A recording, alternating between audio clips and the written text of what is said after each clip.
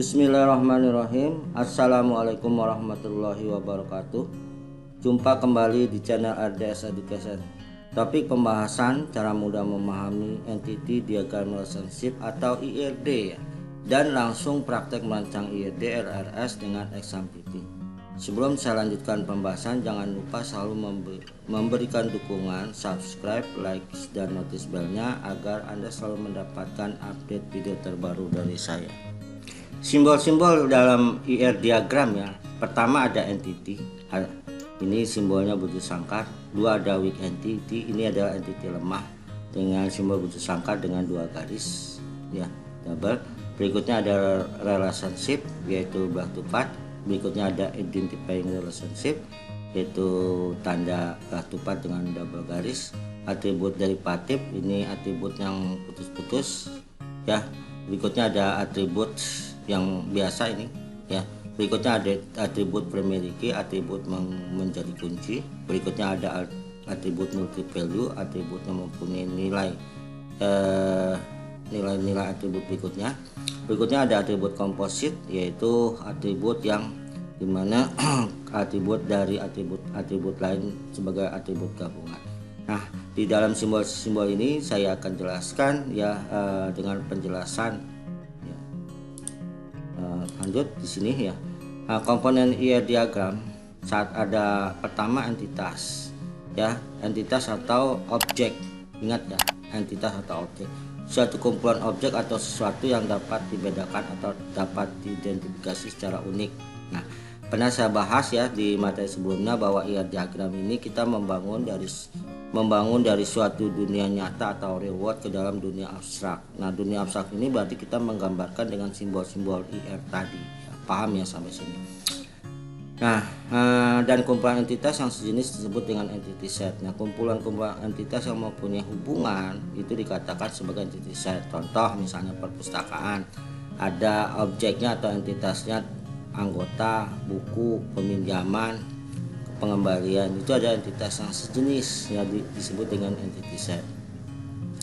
Berikutnya juga misalkan ada misalnya supermarket ya, misalnya transaksi penjualan, ada customer, ada barang ya, ada penjualan ya. Berikutnya ada kasir, mungkin itu adalah entitas yang sejenis. Paham ya sampai di sini? Misalnya ada kampus, ada mahasiswa, entitas dosen, entitas mata kuliah, entitas apa lagi? Nilai UTS, UAS, itu adalah entitas kumpulan sejenis. Yang kedua adalah relationship nih, hubungan yang terjadi antara satu entitas atau objek dihubungkan dengan objek lain harus melalui relationship. Tadi yang gambarnya belah ketupat. Nah, relationship ini yang nanti menghubungkan tadi ya antara objek satu dengan objek lain atau entitas satu dengan yang lain. Kalau saya nyebutkan entitas itu artinya objek ya, objek ya berarti entitas gitu ya, paham ya? Nanti saya jelaskan. Yang ketiga adalah atribut ya, kumpulan elemen data yang membentuk suatu entitas ya. Ini udah pasti ya. Contohnya ya, mahasiswa adalah entitas mahasiswa dengan atributnya apa? Atributnya NIM, nama, alamat, tanggal lahir dan sebagainya. Berikutnya entitas atau objeknya anggota perpustakaan, maka atributnya kode anggota, nama anggota, tanggal lahir, nama, alamat dan sebagainya. Nah, itu saya rasa jelas ya. Nah, di yang keempat nanti indikator tipe terbagi dua ya, ada indikator tipe asosiatif objek dan ada indikator tipe super tipe. Nanti akan saya bahas ya setelah pembahasan entitas, relationship dan atribut. Nah, entity set ya, entity set terbagi atas strong entity. Dia adalah dikatakan entity kuat, yaitu entity set yang satu atau lebih atributnya digunakan oleh entity set lain sebagai kunci. Ya, jadi entity kuat ini salah satu atribut atau primary key-nya itu menjadi kunci daripada entity lain gitu ya. Digambarkan dengan 4 persegi panjang. Nah, misalnya E adalah sebuah entity set dengan atributnya A1, A2 sampai AN. Maka entity set tersebut direpresentasikan dalam bentuk tabel E yang terdiri dari N kolom, di mana setiap kolom berkaitan dengan atribut-atributnya. Ya, begitu ya. Ini di sini nanti saya jelaskan ya. Weak entity set adalah entity set yang bergantung terhadap strong entity. Nah, weak entity set ini adalah dikatakan entity lemah ya. Entity lemah atau objeknya lemah yang bergantung terhadap entity yang kuat atau strong entity. Nah, digambarkan dengan 4 persegi panjang bertumpuk ya. Misalnya A adalah weak entity set, atributnya A1, A2, AR, dan B adalah strong entity set dengan atributnya B1, B2, BS. Di mana B1 adalah atribut sebagai atribut primary key, maka weak entity setnya direpresentasikan berupa tabel A. Dengan atributnya B1 ini tanda union menggabungkan, jadi B1 sebagai primary key daripada A1, A2 sampai AN.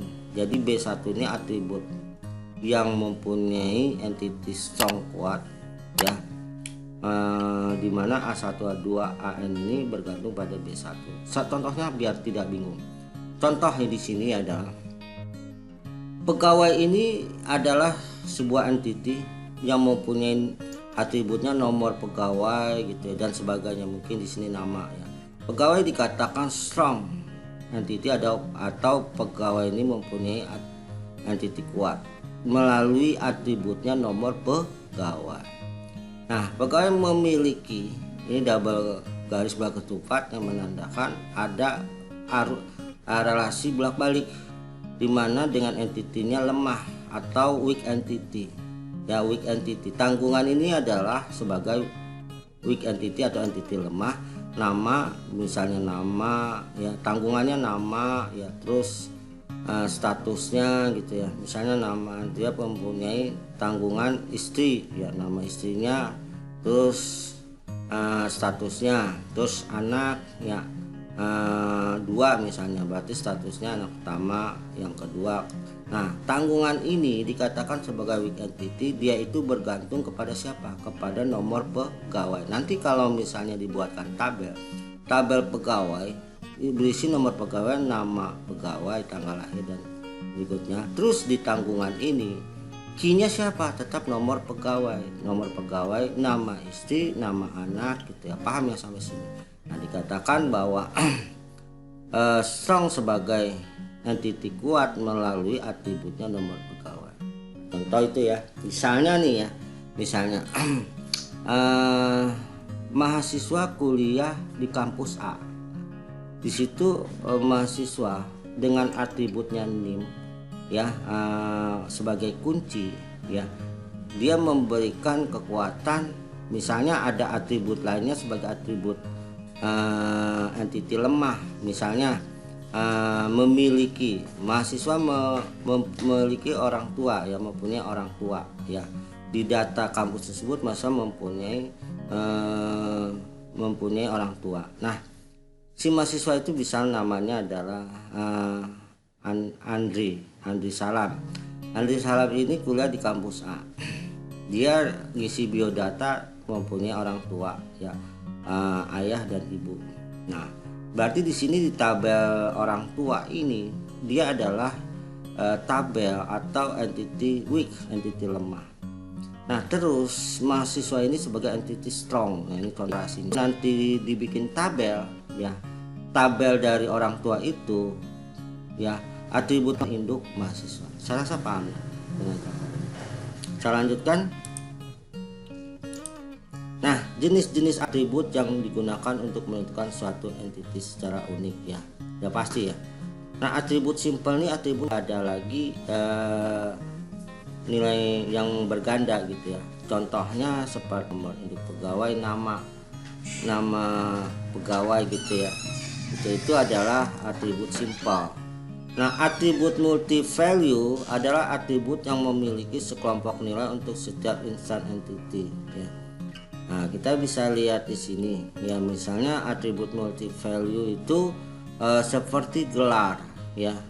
Gelar dikatakan sebagai atribut multi value karena gelar ini mungkin dia D3, S1, S2 gitu ya. Itu mempunyai gelar. Yang tahu gelarnya itu ya dari pegawai ya. Nah, ini dikatakan atribut multi value. Paham ya? Nah, kita bisa lihat dari atribut key ada NIP sebab tanggal lahir dan nama, atribut simpel. Sedangkan gelar merupakan contoh. Paham sampai sini? Saya lanjutkan. Nah, jenis atribut lanjutan ya, atribut komposit ya. Ini suatu atribut yang terdiri dari beberapa atribut yang lebih kecil yang mempunyai arti tertentu. Contohnya atribut nama pegawai yang terdiri dari nama depan, nama tengah, dan nama belakang. Nah, biasanya itu kalau kita ngisi form data itu ada nama depan, nama tengah, nama belakang. Ini pegawai ya, dimana mempunyai nama ini sebagai komposit ya, atribut gabungan dari atribut kecil seperti nama depan, nama tengah, dan nama belakang. Paham ya? Berikutnya adalah jenis atribut lanjutan sebagai atribut derivatif. Dikatakan atribut derivatif suatu atribut yang dihasilkan dari atribut yang lain ya. Sehingga umur yang merupakan hasil kalkulasi antara tanggal lahir dan tanggal hari ini sehingga keberadaan atribut umum tergantung pada atribut tanggal lahir. Nah, dikatakan di sini pegawai mempunyai tanggal sebagai derivatif.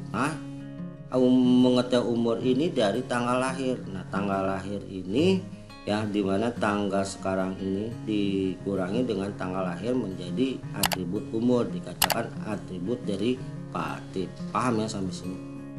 Baik, saya lanjutkan ya, mapping cardinality atau tingkatan cardinality. Ini saya pernah bahas di pertemuan ya, sebelumnya, ketiga pernah, kedua pernah ya. Nah, banyaknya entity yang bersesuaian dengan entity yang lain melalui relationship.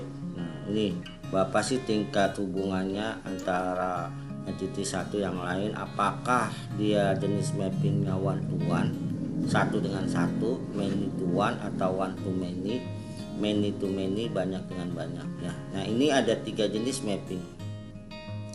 Nah, representasi dari entity set direpresentasikan dalam bentuk tabel ya, dan nama yang unik ya. Jadi namanya tidak boleh sama ya. Nah, setiap tabel terdiri dari sejumlah kolom. Nah, kolom di mana masing-masing kolom diberi nama yang unik pula. Ya, misalnya kemarin sudah sebahas ya banyak. Misalnya anggota gitu ya, tabel anggota. Nah, anggota itu maka dia punya kolom. Kolomnya itu pertama ada kode anggota, nama anggota, tanggal lahir. Nah, itu setiap atribut dari setiap kolom harus unik, tidak boleh ada yang sama. Paham ya sampai sini? Saya itu kemarin Anda sudah praktek langsung ya dalam membuat create database dan create tabel. Nah, yang berikut adalah participation constant ya, yang menjelaskan apakah keberadaan suatu entity tergantung pada hubungan dengan entity lain. Nah, kita bisa lihat di sini ya, terdapat 2 macam partisipasi konstan. Yang pertama adalah total partisipasi konstan. Keberadaan suatu entity tergantung pada hubungan dengan entity lain. Di dalam diagram IE digambarkan 2 garis penghubung antara entity dan relationship. Ya, kalau Anda lihat di sini ya, total partisipasi konstan di sini adalah entity pegawai punya bagian ya, banyak, berarti lebih dari satu pegawai. Semua pegawai punya bagian, otomatis satu bagian mempunyai banyak pegawai, dikatakan total participation. Udah otomatis ya, dikatakan total participation ini adalah karena pegawai mempunyai, semua pegawai pasti punya bagian. Nah, satu bagian pasti mempunyai banyak pegawai. Nah, ini dikatakan total partisipasi konstan ya, dengan digambarkan 2 garis penghubung antara entity dan relationship. Contoh lain ya, misalnya mahasiswa mengikuti UTS ya, berarti semua mahasiswa mengikuti UTS. Suatu UTS ya diikuti oleh semua mahasiswa, itu berarti total partisipasi ya. Paham ya? Yang berikutnya adalah partial partisipasi. Misalnya, keberadaan suatu entity tidak tergantung pada hubungan dengan entity lain. Di dalam diagram ini digambarkan 1 garis penghubung ya. Contoh di sini, kalau ini kan 2 karena semua berpartisipasi. Kalau di sini pegawai kerja proyek ya. Ya, banyak pegawai mengerjakan satu proyek. Ya, mengerjakan satu proyek. Ya, dikatakan dia sebagian ya, enggak semua ya. beberapa pegawai mengerjakan satu proyek dikerjakan oleh beberapa pegawai. Di sini tidak artinya tidak semua pegawai ya. Jadi hanya sebagian pegawai mengerjakan suatu proyek. Hubungannya tetap many to one. Nah, contoh lain misalnya, ya mahasiswa mengikuti ujian HER ya.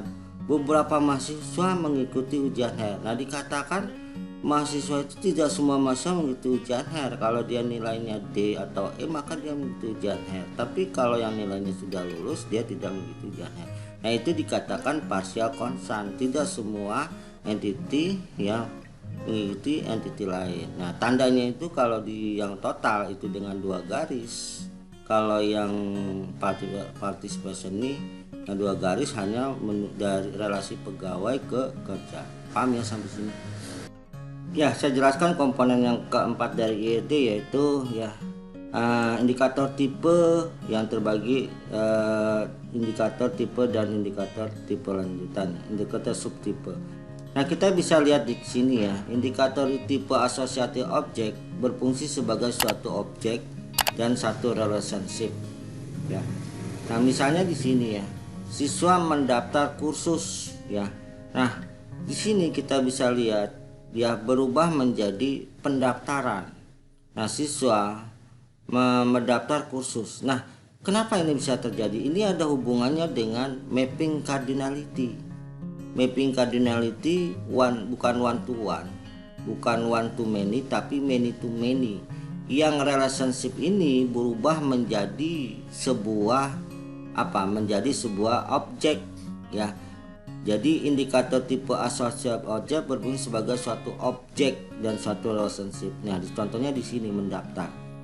Ya, mendaftar ini yang tadinya statusnya relationship dia berubah menjadi objek. Kenapa? Karena hubungannya many to many. Ini harus dicatat ya. Jadi kalau nanti Anda menggambarkan suatu IED antara hubungan objek satu dengan yang lain atau entitas satu dengan yang lain ada hubungan mapping cardinality many to many, maka relationship ini dia akan berubah menjadi sebuah objek. Kenapa? Karena hubungan many to many. Contohnya siswa ya mendaftar kursus. Banyak nggak siswa? Banyak ya. Banyak siswa mendaftarkan kursus ya. Nah, kursus kalau kita baik kursus banyak suatu kursus ya banyak mendaftar mahasiswa. Nah, siswa boleh nggak mengambil kursus lebih dari satu? Boleh ya kan. Artinya bisa banyak kursus, banyak pendaftaran kursus, banyak banyaknya suatu kursus, banyak pendaftaran oleh siswa, banyak mahasiswa mendaftar gitu loh. Kalimatnya dirubah sama aja ya, bolak-balik.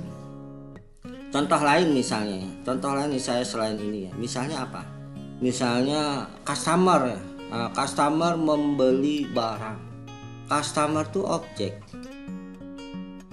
barang objek, membeli itu kata kerja, sama kan? Relationship itu kata kerja ya. Tadi pendaftaran. Nah, pada saat customer datang ke supermarket ya, maka customer itu membeli barang, baru membeli, rencana membeli, belum transaksi belum. Nah, customer membeli barang, membeli ini relationship. Customer kalau dikatakan customer membeli barang, boleh nggak customer membeli lebih dari satu barang? Boleh ya kan. Customer membeli beberapa barang. Nah sekarang kita balik, barang dibeli oleh seorang customer, boleh nggak barang yang sama dibeli oleh banyak customer? Boleh. Contoh misalnya misalnya roti tawar ya, roti tawar A gitu ya. Roti tawar ini yang harganya 12.500 dibeli oleh banyak customer, boleh ya kan. Banyak customer boleh nggak membeli roti tawar? Boleh dengan harga sama. Nah, itu dikatakan membeli itu yang tadinya dia statusnya adalah relationship, dia akan berubah menjadi objek ya. Kenapa? Ya karena ada hubungan many to many. Terus bagaimana kelihatannya? Nah, pada saat si customer sudah memasukkan barang tersebut di keranjang, dia datang ke kasir dia melakukan transaksi ya barang tersebut. Nah, kasir itu nanti melihat barang-barang yang dibeli, ternyata membelinya tidak hanya roti dan tapi banyak barang lain. Nah, setelah transaksi si customer itu menyerahkan uang, maka kasir akan menyebut ya total pembelian dengan jumlah harga oleh si customer. Ya, ternyata setelah itu keluar stuk pembelian. Itu secara fisik ada nggak kembali? Ada stuk pembelian. Seperti juga mendaftar. Nanti ini mendaftar, kalau siswa mendaftar khusus dia bayar, maka dapat kwitansi. Itu secara fisik kelihatan ada. Ya, jadi itu karena hubungannya many to many. Jadi menekankan di sini adalah kalau kita nanti merancang IED, apabila ada hubungannya mapping cardinality many to many, maka relasi tersebut akan berubah menjadi objek atau entity. Paham ya sampai sini? Itu yang dikatakan indikator tipe asosiatif objek sebagai suatu objek dan juga relationship. Nah, indikator tipe lanjutan berikutnya adalah indikator tipe supertipe, yaitu dari suatu objek dan satu subkategori atau lebih yang dihubungkan dengan satu relationship yang tidak bernama. Nah, kadang-kala kita menemukan sebuah entity pegawai. Nah, pegawai ini ternyata di perusahaan tersebut ya ada yang status pegawainya honorer, ada pegawai yang tetap. Nah, mungkin secara atribut sama, tetapi ada status yang membedakan antara pegawai tetap dengan pegawai honorer ya. Nah, itu. Nah, ini dikatakan adalah indikator supertipe. Jadi satu objek dan satu subkategori. Ya, kita lihat dari satu objek dan subkategori yang dihubungkan dengan satu relationship yang tidak bernama. Nah, ini kita lihat ya, subkategorinya itu ya dengan relasi yang tidak bernama, pegawai honorer dan pegawai tetap. Tetap dia status pegawai. Nah, itu ya. Nah, kalau di perbedaannya, kalau di sini ya secara mapping cardinality, tingkat cardinality ini hubungannya many to many. Kalau di sini kita lihat hanyalah menekankan pada suatu objek yang bisa sebagai tipe supertipe ya, dengan satu relationship-nya yang tidak bernama karena status pegawai honorer, status pegawai tetap, atau misalnya statusnya ya pegawai menikah, tidak menikah ya, itu juga. Nah, itu banyak contoh-contoh hal yang lain nanti kita bisa menemukan. Oke, saya rasa bisa dipahami ya. Baik ya, saya lanjutkan tahapan pembuatan IRD ya. Identifikasi dan tetapkan seluruh himpunan entitas yang akan terlibat ya. Kita sudah tentukan entitas atau objek-objek yang terlibat. Contoh kalau perpustakaan itu objeknya anggota ya, berikutnya buku. Nah, buku, anggota, maka relasinya nanti adalah meminjam.